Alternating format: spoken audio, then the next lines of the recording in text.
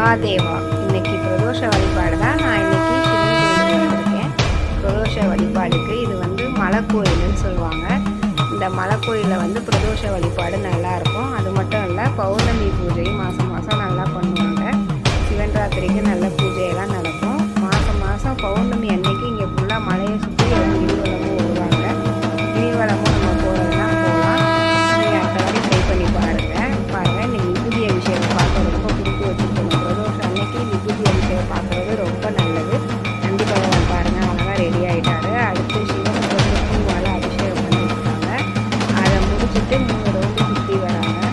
சுற்றி வந்ததுக்கப்புறம் பார்த்தீங்கன்னா நான் கொஞ்சம் நேரம் சன்னிதானம் பண்ணேன். எனக்கு கையெல்லாம் போல சும்மா நானும் பண்ணிக்கிட்டு இருக்கிறேன். அதை முடிச்சதுக்கப்புறம் பார்த்தீங்கன்னா ஆரத்தி காட்டுறாங்க. பாருங்கள், லைட்லாம் ஆஃப் பண்ணிடுவாங்க. ஃபைனலாக பிரசாதம் வாங்கிடுச்சு. பிடிச்சா லைக் பண்ணுங்கள்.